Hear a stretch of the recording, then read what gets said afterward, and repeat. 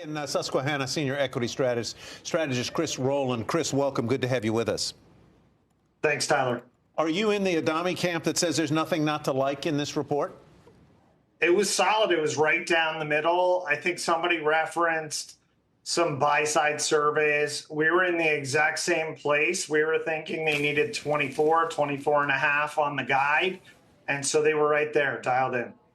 Right on the button there. Is there any rain, to pick up on Dan's metaphor there, is there any rain on this parade that you can see?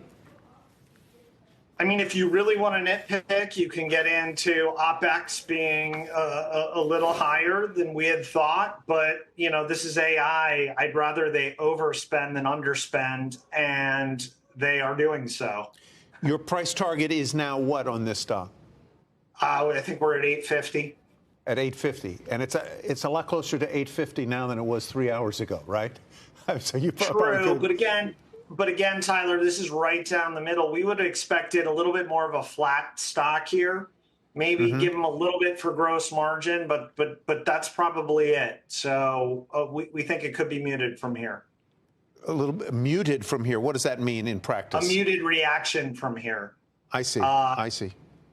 Yeah, overall. Any questions? Yeah, so Chris, let's talk about those buy-side expectations and whisper numbers. And I think some of our viewers who are probably not as in tune with this, right? So you have the consensus estimates that, you know, is basically compiling all the analysts like yourself and what their estimates are for a quarter or for whatever metric, right? And then you have the buy side, the people who are the holders of the stocks, or sometimes on, you know, on the hedge fund side of things who might be short of the stock, and they have their own expectations, right, which are usually different from that of the consensus estimates. Where do you think consensus for the whisper world, like you just mentioned on the revenue, it was about 24 to 25. I kept on seeing that from different brokerage houses. So that's why I'm in your camp. I'm surprised to see the stock up 9-10% in the aftermarket, given the fact that they just came in line with what the whisper was. There was some commentary around continued supply constraints that Colette Kress, the CFO, just mentioned on the call. It's unclear whether that's over their existing Hopper generation or the next upcoming B100. But if that is true, even though supply is improving, if there are still constraints, that means we may still have some upside until we reach cruising altitude. And it's really the cruising altitude of these revenues versus buy-side expectations, which I still think are probably $1 to $2 billion a quarter above sell-side expectations that matter. Let's talk a little bit about the thing that Dan mentioned and Guy as well, and that is competition. What is the competitive risk that this company faces if it does? Yeah, I do not think this is a commodity product. I know it was mentioned they may be fighting on price. I do not think they are going to be fighting on price. This is a highly tuned piece of hardware married with a software ecosystem for AI that's been built over the past 20 years since CUDA was born. And that's not something, you know, that's a commodity.